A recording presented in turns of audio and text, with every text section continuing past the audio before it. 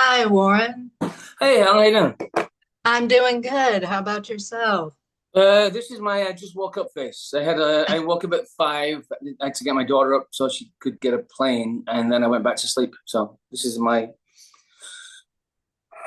coffee Halfway, face at your 11 coffee o'clock. face? I never get to sleep in, so I did. Sounds good, though. Well, thank you so much for getting up and joining me. Well, thanks for I asking me. I'm just gonna pull up. There you go. Okay, 1 second. No Uh, problem. Turning things off here so no one disturbs me.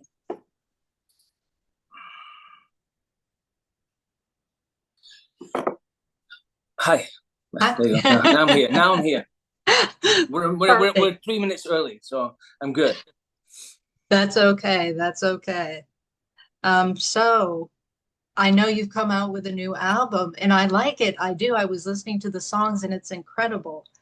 Thanks. The title of it is Even If We're Greedy. Um, Tell us a little bit about the album and how you came up with the title. Titles, they're hard, because you come up. This wasn't that wasn't the title of the album. It was going to be this, and it was going to be that, and it's going to be something else.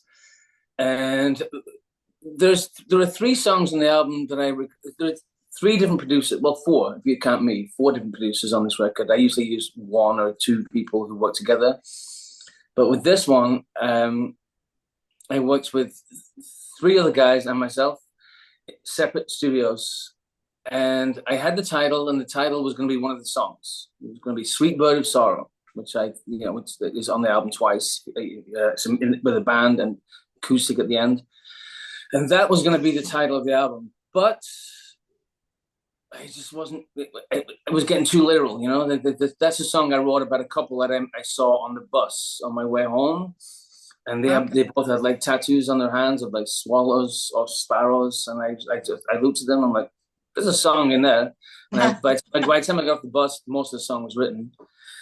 Um, so that was going to be the title of the album, I thought, but then I was getting really literal with like hands and tattoos, and the cover was looking stupid, and I wasn't happy with it,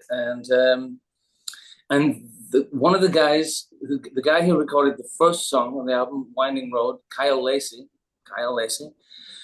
Um, I went to his home studio just to do a couple of like demo songs, and we came out with some really good stuff.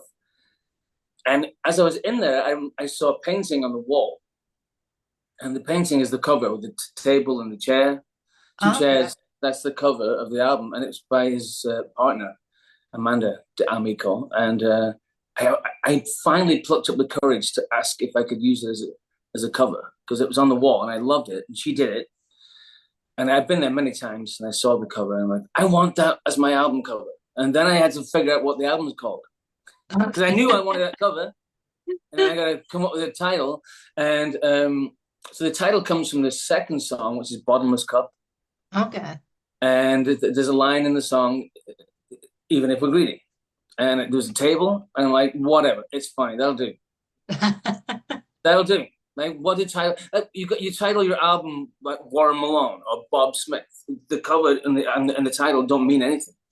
So Yeah. it's like cup doesn't mean anything. It's just a cup.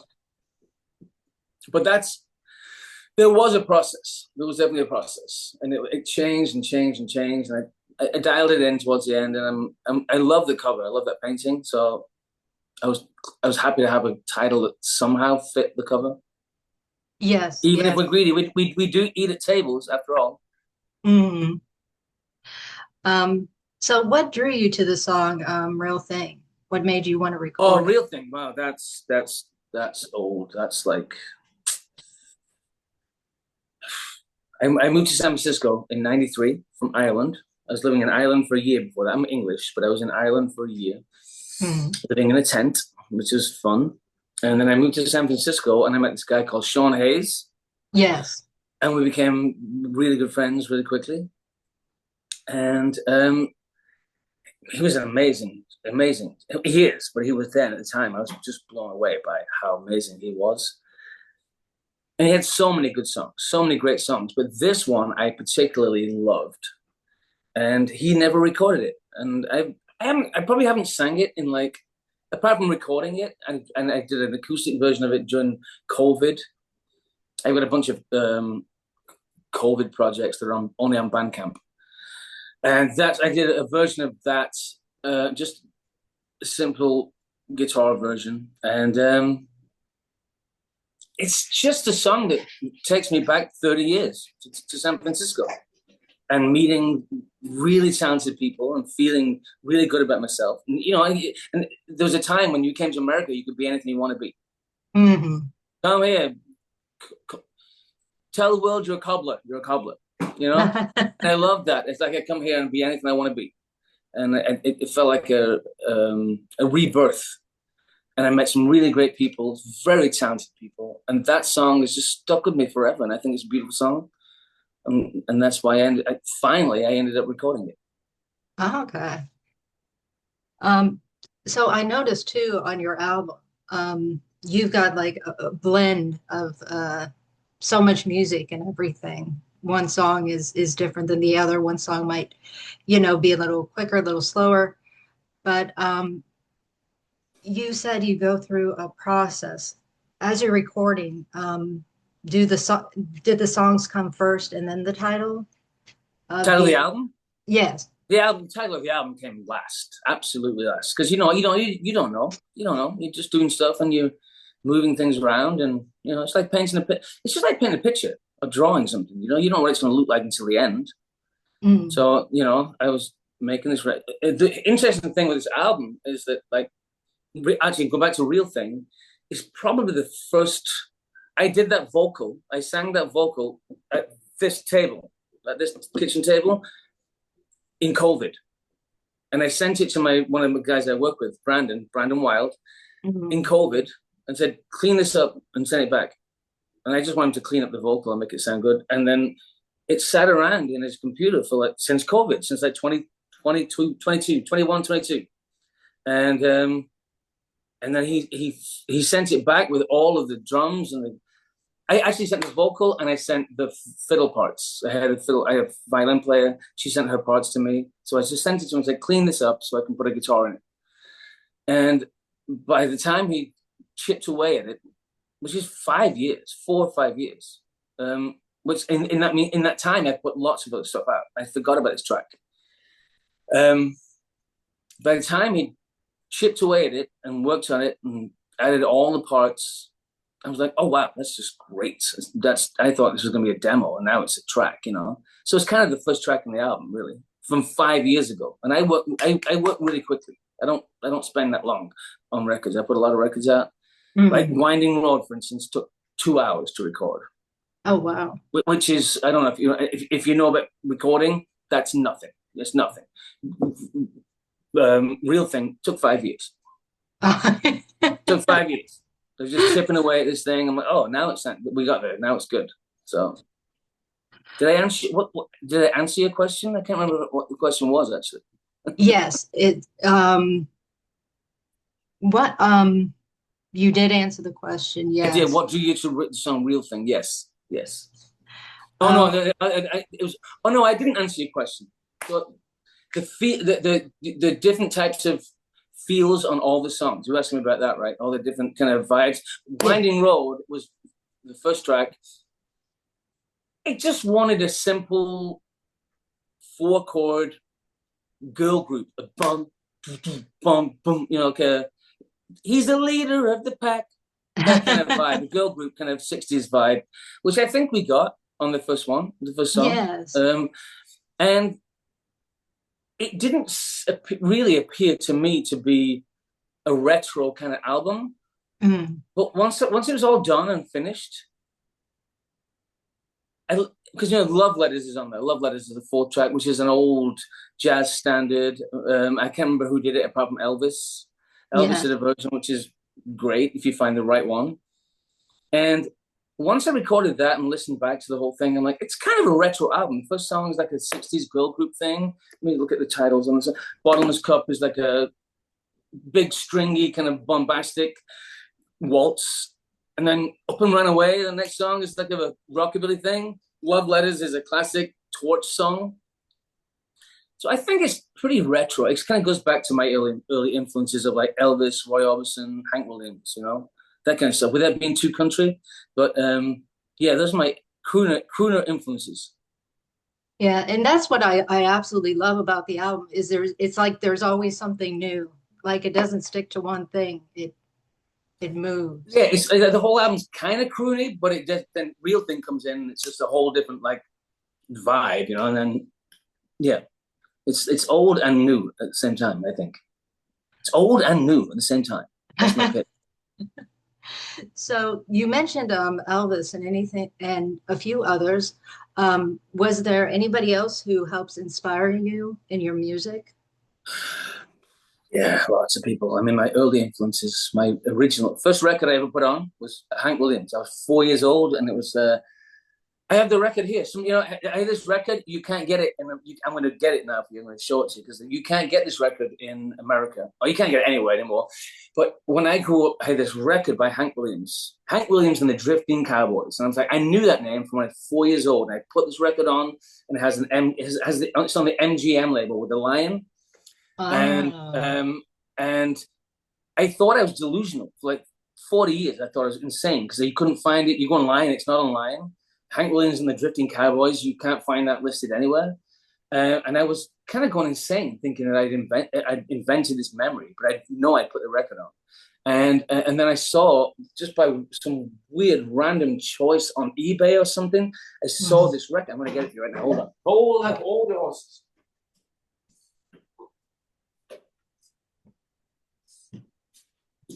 So yeah, this thing, Hank Oh. Williams, in memory of Hank Williams with the Drifting Cowboys. That's the thing. I knew it was Hank Williams, the Drifting Cowboys, right? So I saw it on eBay and I didn't buy it. It was a stupid price, and it's actually here we go, here we go, here we go, here we go.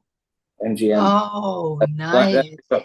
There's a lion at the top there, and as you there's some kind of I can't find where it is right now, but it's an English pressing only.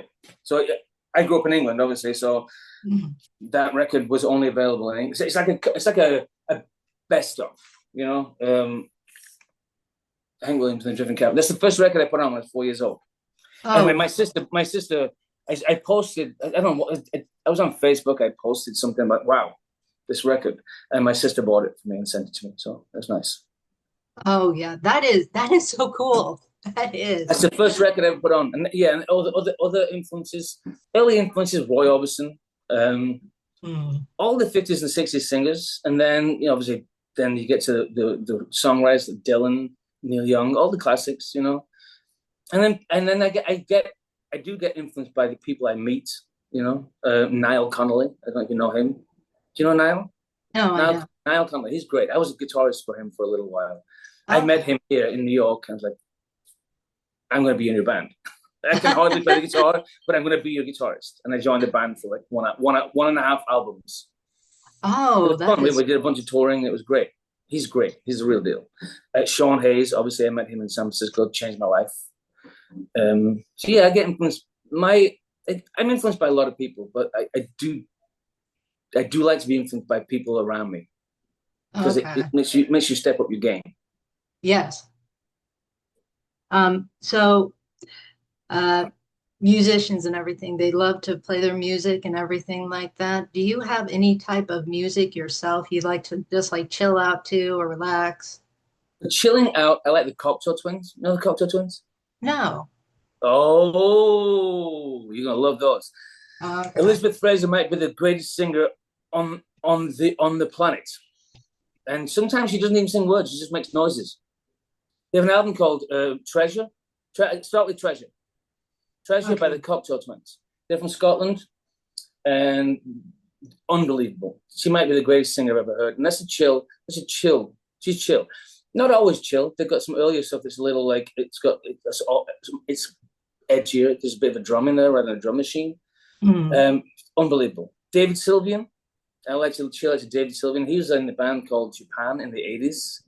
And Oh, they were a pop band. And then he left in 84, 5 and went solo. And that's pretty chill. It's a cult following. But I love David Sylvian. Very ambient. Um, it's just he's got a great voice. It's a baritone. He's just very low. Nothing like I couldn't even reach the notes if I tried. Um, Uh-huh. David Sylvian Culture Twins for chilling out. That's it. On Brian and obviously Brian Eno. Brian Eno. I chill out to Brian Eno. He's great. I love that Brian Eno once. Somebody asked Brian Eno like once, "What do the words mean?" And he said, "Well, what do the chords mean?" Doesn't matter. And I like that. I like writing songs that mean something, but I also love to hear a song that I don't really know what it means, and it doesn't matter because the words just sound good. So Yeah. when I'm writing, sometimes I'm just singing words and they feel good in my mouth, and then I maybe I'll sing 4 lines of words that just feel good, and then I look at it and figure out what is this about, and I write a song around it. So, what do the chords mean? I love that. Also, here's another quote: "Repetition is change." So, if you listen to my records, you'll hear a lot of like, if I get a good line, I sing it over and over again. I don't let it go. I hold on to it. Repetition is change. This is why I think music is such great therapy because you can get so much out that's in your heart and in your soul. You can just, Well, yeah. Also, as a musician, it's like isn't it? You talking as a listener or as an artist? Because as an artist, it's like yeah, you got to get it out. It's your yeah, only it's your only out. It's your only escape from the world. yeah. You sing it out of yourself. You know. So, do you have any plans for the holidays coming up? My plan is to do nothing. That sounds good. Yeah. Everybody left. My daughter got this morning. My daughter left this morning to go to Virginia to see the in-laws. The rest of the family went to Virginia, and I decided to just stay here and do nothing. I'm going to do a little bit of something, but not much, hardly anything. I'm taking it really easy. Okay. So, does that count for Christmas too? Are you just gonna kind of I lay don't really. back? I don't know. It's a month away. Who knows, right? Yeah. Who knows, right? But like, we don't really do Christmas here. We don't do holidays here, really, or birthdays or anything. It's like my kids are like all their friends do Christmas and birthdays and they get what they want. And I'm like, our philosophy is like, if you want something, make your case. Like my son's a ridiculous guitarist. He's ridiculously good. He Oh, just spent wow. 4 years at Berkeley. He's a monster. And Oh, so when he switched from piano, he said, I want to play guitar. And he didn't want to play acoustic guitar like me. He wanted to play electric guitar. He uh, just had to make his case. I'm not going to make him wait 6 months till Christmas to yeah, get the good point. guitar. He might lose interest. And so we bought the guitar. My daughter was like big into animals, and we were like, make your case. What do you want now? A boa, a python. We had 84 animals at one point.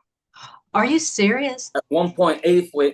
The walls of her room were like it was those the metal racks with the terrariums on Mm. all so there's 4 levels, including the floor, all around. We had Oh, like wow. bullfrog, little frogs, snakes, rats, mice. It's crazy.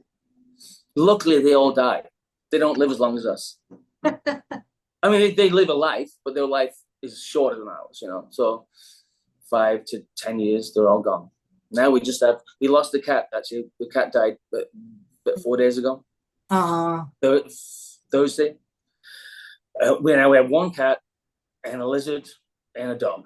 That's all we got left. But we had so many animals. And that's oh, it. It's the whole thing. Make your case, do the research, tell me what you want, and we'll get it. We're not going to make you wait till some fake holiday to get it. yeah, good point. Very good point. Yeah, I have two cats and that's it. But wow, I've never had anything close to 84. It was That's insane. Insane. And it's not even an exaggeration. That's the truth. We had like that's we've had quail hatched and candled and put in an incubator, the whole thing, and quail came. That was disgusting. They smell real bad. But we had to get rid of those pretty quickly. We donated those to the art farm because Oh, okay. they were insane. But yeah, so holidays, we don't really do holidays. I don't anyway. So Yeah, I'm not too much of a holiday person myself. I usually spend my time working on my website or something like that. Yeah, I'm not too big in the holidays, but yeah, yeah. to each his It's own. like Valentine's Day. If you really like somebody, I know it's cheesy as hell, but like if you really like somebody, every day is Valentine's Day. Yes. And if you don't really like somebody, you got to bring it for one day. You got to pretend on one day. I'm not. I don't do a Hallmark holidays. I don't really get into. So, Uh, is this a new yeah. haircut you got there? Yes, it is. It's brand new. Yes, it's brand new. Good. It looks great. Seriously? Oh, here's the Thank you. thing. Yeah, seriously, it looks great. Oh, here's the thing. So, Helen St. Helen, right? Yes. So here's like to quickly get into this. I just saw that. I mean, I've seen you online, obviously, but I never read your name. They just like Helen Saint. When I got to San Francisco in '93, I was playing guitar on the street and painting houses, and I met this guy on the street, and he was really nice. He was older than me, like 10 years older, which it's not a lot older, but like at the time I was 27, he was 37. It Hmm. felt older, and and when I find myself completely homeless, like 6 months later, I knocked on his door and he let me stay at his place. And on and off through the 5 years in San Francisco, just trying to be a musician, I would stay in his place whenever I was stranded, And his name, James St. James. I just saw that. Oh, wow. Yeah, I like that name, James St. James. Helen St. Helen. Yeah. When did you get the haircut? I got my haircut a few days ago. It's great. Was it wildly different? Yeah, it was wildly different. I'll have to show you an old picture of the before and now. Yeah, yeah.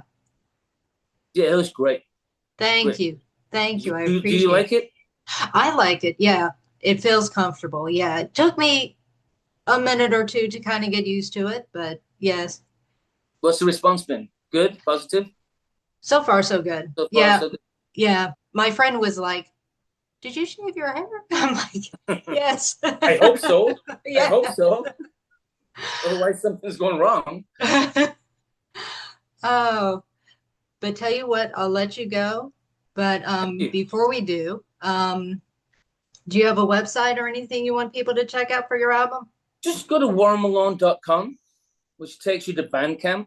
And warrenmalone.com is the easy way to get there. It's simple. And or just look me up on Spotify, Apple, all the usual places.